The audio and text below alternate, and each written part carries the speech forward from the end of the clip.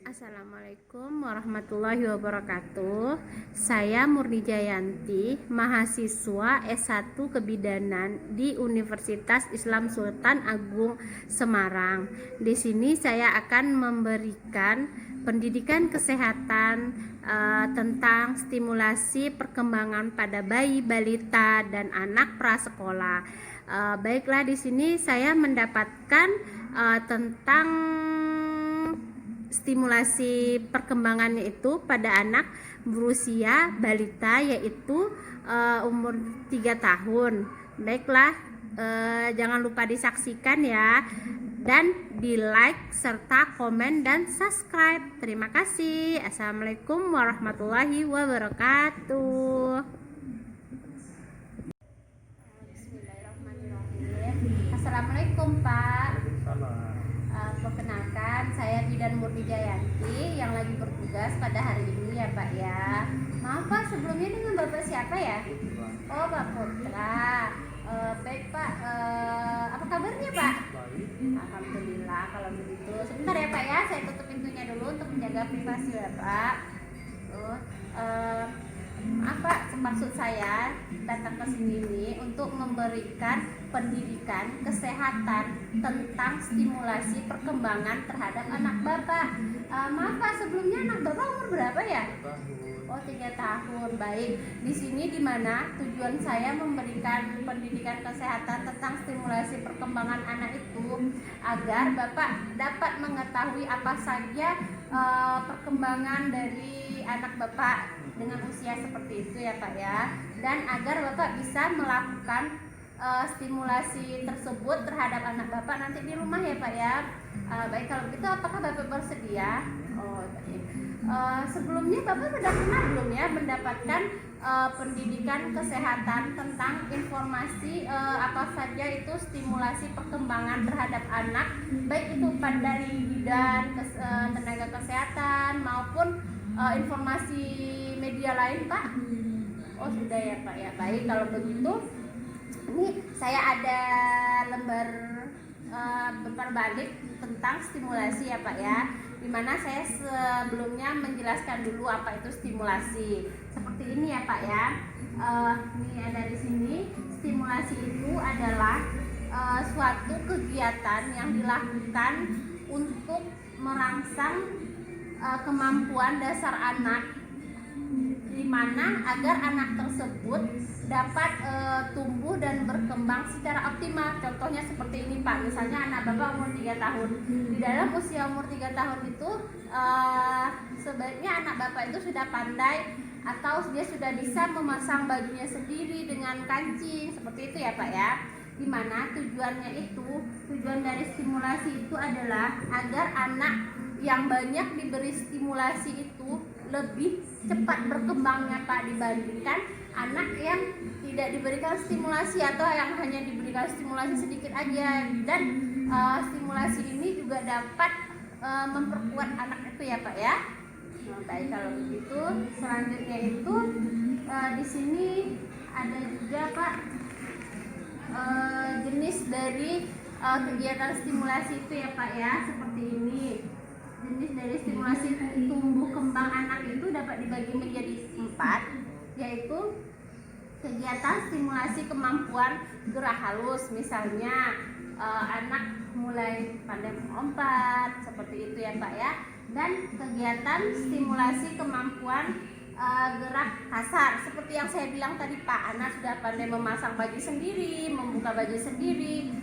Terus selanjutnya itu ada kegiatan stimulasi kemampuan berbicara, bahasa benar, dan kecerdasan. Misalnya seperti ini, anak kan ada anak yang umur 3 tahun itu dia belum pandai berbicara. Jadi Bapak pelan-pelan aja ngajarinnya, misalnya bilang papa, mama, makan gitu ya Pak ya.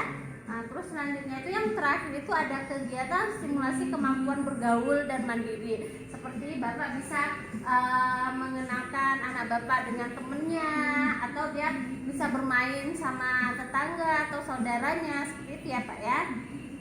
Terus di sini ada prinsip stimulasi perkembangan, yaitu sebagai ungkapan rasa cinta dan kasih sayang, seperti ini bapak atau ibu bermain dengan anak. Kadang kan kita bermain terus kita rangkul dia untuk mengungkapkan rasa sayang kita.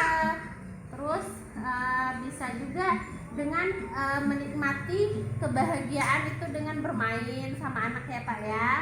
Terus yang kedua itu ada bertahap dan berkelanjutan, serta nih seperti ini ya Pak ya, mencakup 4 bidang kemampuan perkembangan yang saya bilang tadi ya Pak ya. Terus selanjutnya itu dimulai dari tahapan perkembangan yang telah dicapai anak. Misalnya anak kan umur 3 tahun itu dia baru pandai ini berbicara, misalnya mama, pelan-pelan gitu bapak ajarin aja terus biar dia lancar ya Pak ya.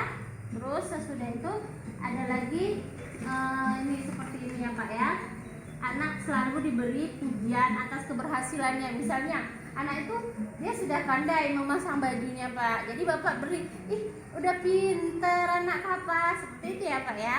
Nah terus selanjutnya itu dilakukan dengan wajar tanpa paksaan. Bapak nggak boleh memaksa anak bapak, misalnya dia belum pandai, belum bisa dia memasang bajunya sendiri, bapak tidak boleh memaksanya ya Pak ya, seperti itu. Terus selanjutnya itu misalnya ada alat bantu untuk melakukan stimulasi itu, misalnya bajunya itu bapak bisa membantunya atau melihatkan ke anak bapak bagaimana cara memasangnya ya, seperti itu ya Pak ya.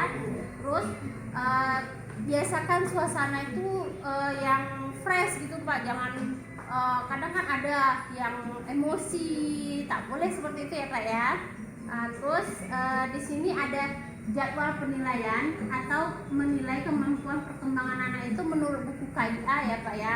Yang pertama itu usia 0 sampai 1 bulan itu 2 kali.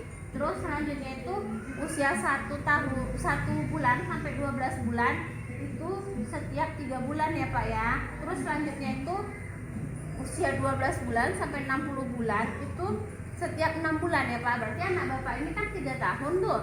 Nah 3 tahun itu setiap 6 bulan dicek stimulasinya ya Pak ya.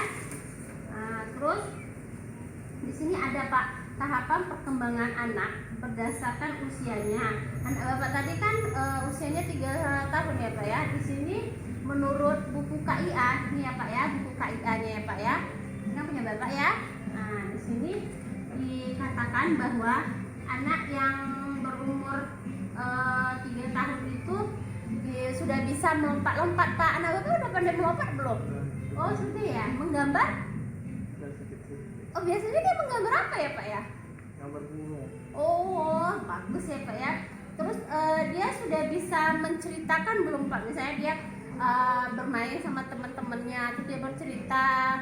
Oh memakai pakaian dia udah bisa ya Pak ya. Terus seandainya nih Pak, pada usia bapak kan umur 3 tahun nih, seandainya dia belum bisa melakukan salah satu lah gitu, misalnya kan ada beberapa tuh tadi yang saya contohkan, misalnya dia belum bisa semuanya, dia belum bisa, tapi dia ini sebaiknya bapak bisa membawanya ke tenaga kesehatan, misalnya pada bidan atau dokter atau ke tempat puskesmas seperti itu ya Pak ya. Jadi dari hasil kesimpulan yang dari buku KIA ini tadi kita lihat bahwa anak bapak ini bagus aja ya Pak ya kemampuannya, dia sudah bisa semua memakai pakaian, dia sudah bisa.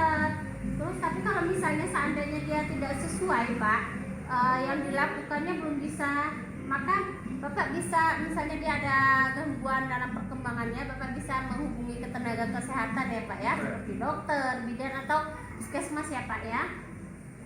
Terus berdasarkan hasil penelitian ini ada kemungkinan mengalami gangguan perkembangan, maka sebaiknya bapak yang saya bilang tadi ya Pak ya dirujuk. Terus selanjutnya itu seperti ini ya Pak ya. Nah nih saya tunjukin sama bapak ya stimulasi yang dapat dilakukan.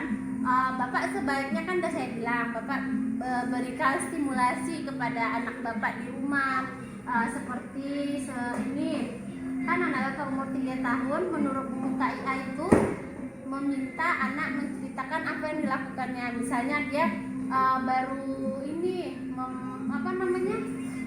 bermain sama temennya, bercerita tentang si kancil dan si buaya, dia bisa menceritakan balik ke Bapak seperti itu. Terus dengarkan anak ketika bicara. Jadi kalau misalnya anak Bapak lagi berbicara, Bapak dengarkan, jangan Bapak langsung potong gitu pembicaraannya ya Pak ya. Terus jika anak gagap, dia kan kadang ada itu kalau bicara agak ini putus-putus gitu Pak, Bapak bisa pelan-pelan, perlahan-lahan mengajarkannya seperti itu ya Pak ya. Terus awasin anak. Jadi Bapak tetap walaupun dia main, misalnya dia main sendiri itu atau sama teman-temannya, Bapak tetap mengawasinya, Bapak melihatnya. Terkadang kan sekarang nih Pak, zaman sekarang kan banyak penculikan atau kadang bermain yang tidak seperti itu ya Pak ya. Terus anak bisa melibatkan diri dalam kegiatan bersama, misalnya kadang kan ibunya mencuci piring, ya ajarin aja Pak sedikit demi sedikit, atau menyapu seperti itu ya Pak ya. Terus selanjutnya itu sebaiknya Bapak ini ajarkan anak itu jenis kelaminnya, antara perempuan itu seperti ini jenis kelaminnya dan laki-laki itu seperti ini jenis kelaminnya. Jadi dia mulai memahami sedikit demi sedikit ya Pak ya.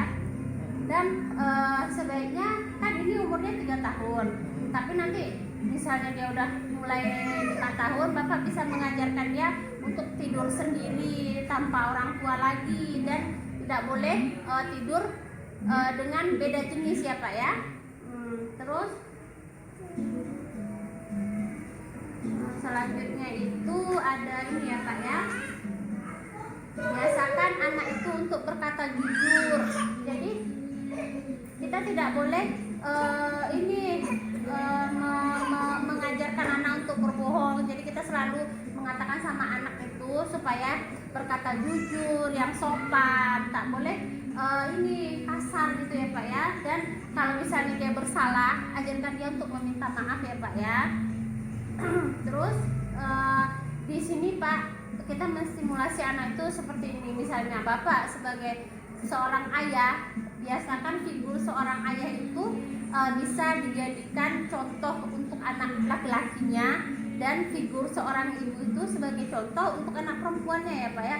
Anak Bapak tadi laki-laki apa perempuan ya Pak? Oh perempuan, jadi ibunya nanti dia sebagai figurnya ya Pak ya. Terus selanjutnya itu Bapak bisa mengembangkan kreativitas anak dan kemampuan bergaulnya. Jadi misalnya kan terkadang kan dia udah punya cita-cita kan, bisa Bapak kembangkan, Bapak kasih semangat dia seperti itu.